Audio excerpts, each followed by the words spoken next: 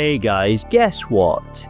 Here's more weird, futuristic, sci-fi alien technology the government wasted everyone's money on. Governments have a history of spending money on wholly unrealistic weapon systems that look like car doors and guitar cases. Who would have thought? We are going to discuss the OICW, or Objective Individual Combat Weapon Program. Although this was an American program, they were not the first.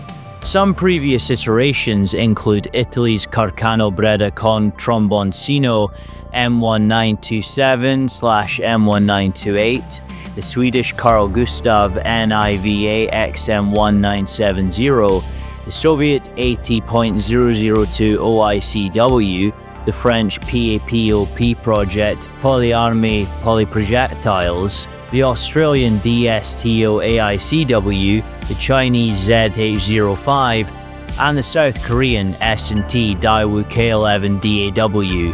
What these guns have in common is they all look like pieces of luggage. This time, the US government decided to replace the M16 with a grenade launcher. Yes, you heard that right.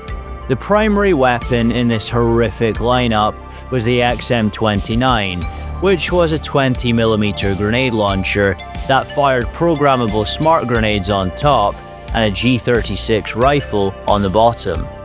It all began after the government came out to Vietnam and created the Advanced Combat Rifle Program, which created Starship Troopers weapons to replace the M16.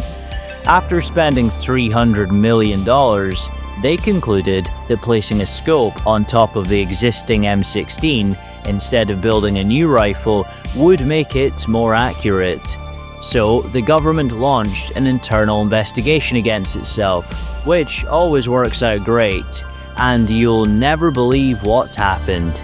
The government determined that they did nothing wrong.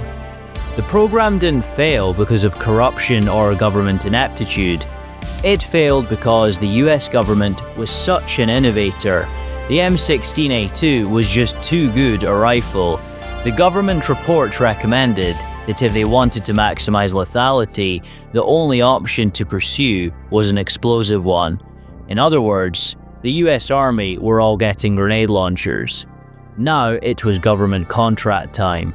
Unlike the ACR program, they had a declared winner for the bid, Heckler & Koch, with their submission, the XM29.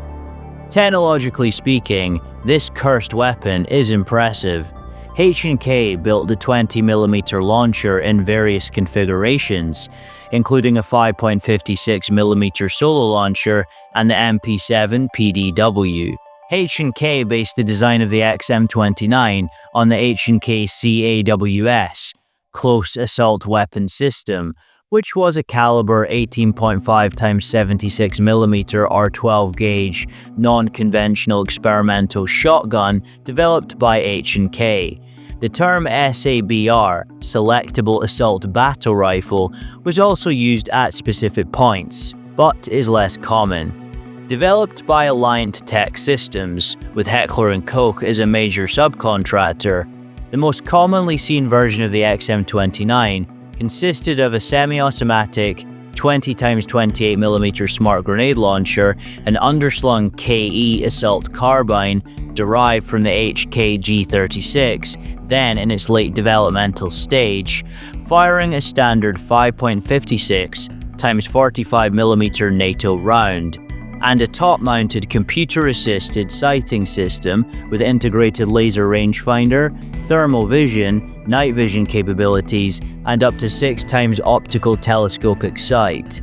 The scope wasn't just a scope, it was a normal scope, a night vision scope, a thermal scope, a rangefinder, and a ballistic calculator all in one.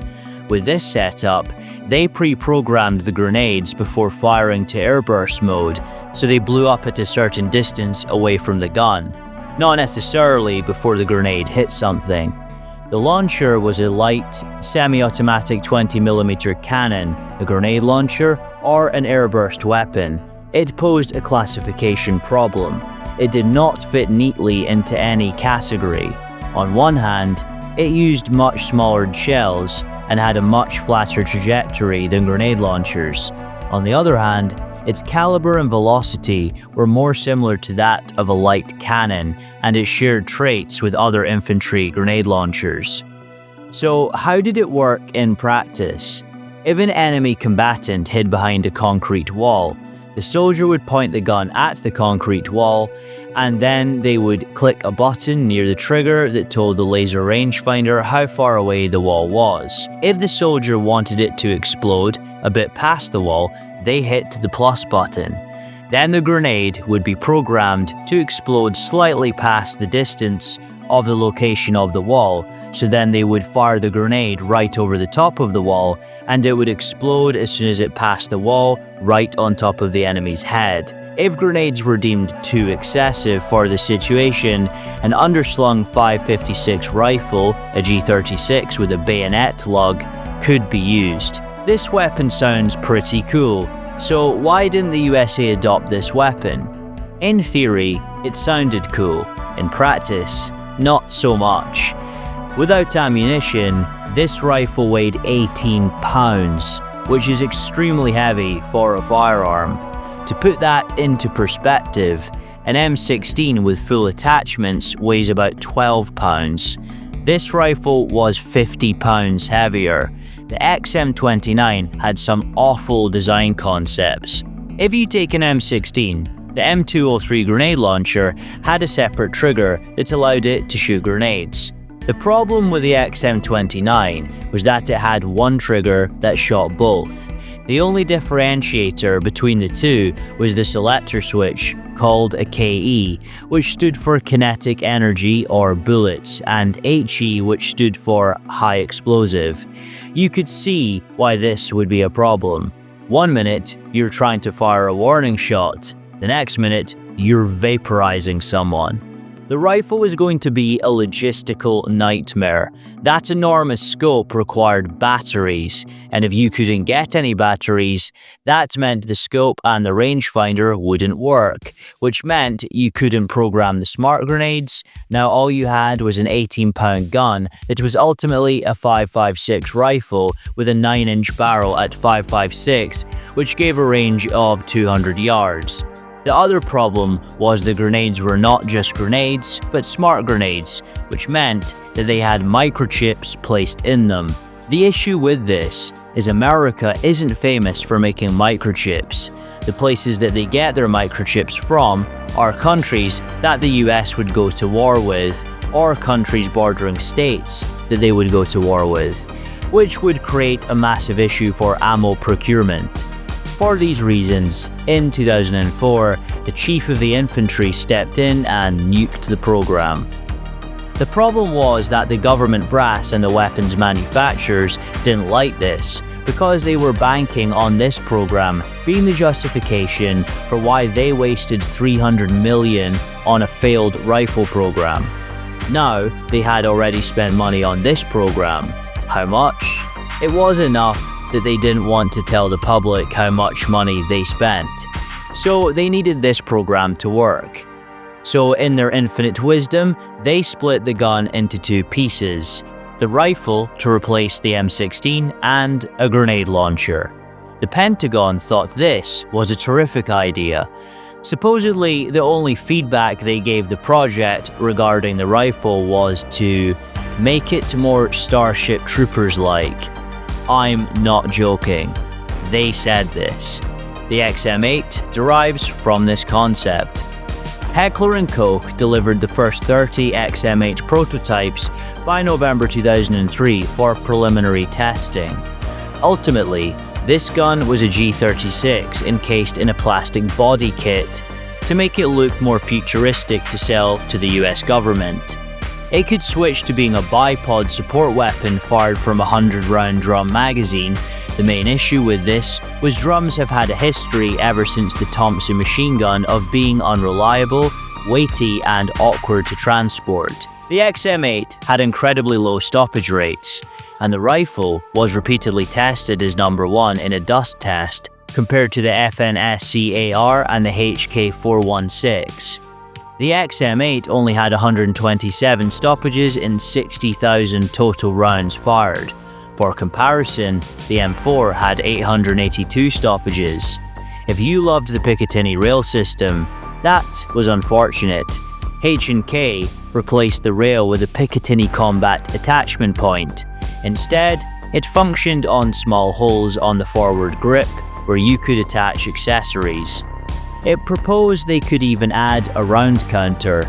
They wanted to track the number of rounds from each weapon fired from a specific date and time for each time an infantryman pulled the trigger. Perhaps they wanted to get better research on the results and performance of a weapon, or if a soldier got separated from their squad, their commanders wanted to know exactly where they were and what kind of engagement they were in so they could respond correctly. Their big selling point was that the XM8 was modular, which meant you could attach different barrel lengths to the gun, which made it more versatile in various types of combat. There was a short barrel for close quarters. For long-range combat, you could attach a longer barrel for improved accuracy. What a fantastic idea. The only issue is the M16 and M4 could already do those things, so it didn't offer anything new that those rifles already provided. So there was no reason to waste money in switching rifles. But this is the government we are talking about, so of course they were going to keep trying. They ordered at least 200 developmental prototypes. Among the complaints during testing is that the battery life was too low for the weapons-powered sight system and some ergonomic issues. Two other key issues were reducing the weapon's weight and increasing the resistance of the handguard, which would start to melt after firing too many rounds. Who would have thought it gets extremely hot and melts when you shoot bullets through a plastic gun? So the XM8 got binned in 2007. However, the Malaysian PASKAL unit of their armed forces adopted the XM8. Fear not, for they still had their trusty XM25 smart grenade launcher, and this piece of kit was utterly ludicrous. It's the same launcher as the one on the XM29, but they amped it up from a 20mm to a 25mm grenade to make it slightly more lethal. They switched the plan from equipping every soldier with a grenade launcher to equipping one soldier with a launcher that could fire off grenades at 700 yards. When Uncle Sam deployed the Grunts, Rangers and 101st Airborne, everyone loved it so much that they nicknamed it the Punisher. Various infantry leaders said it'll turn a 30-minute gunfight into a 3-minute one. The soldier could manually adjust how far the round detonated so they could hit enemies hiding behind cover. It possessed a maximum effective range of 600 meters. The launcher could fire 450 meters further than the M203 grenade launcher. That sounds cool, and it had a sick nickname, but that's where it ended. It was a huge tactical advantage in theory, so why, after years, did the government decide to get rid of it in 2016? People started a witch hunt, looking for anything the government could use against it in the history of the XM25. In 2012, a Ranger unit decided they would rather have a rifleman than this grenade launcher during a mission, so they presumed the weapon wasn't reliable. Perhaps it didn't occur to anyone that the Rangers were a special operations unit and they didn't require a grenade launcher for that particular mission. In 2013, there was an instance where the weapon malfunctioned one time, and all the safety features worked precisely how they were supposed to. However, the operator of the gun sustained a minor injury, so they used that as an excuse to trash the entire program, as the government had plausible deniability if they were doing it out of goodwill to protect the troops. Of course, it wasn't to protect their bottom line. The other minor problem that ended the entire program was the exploding bullets.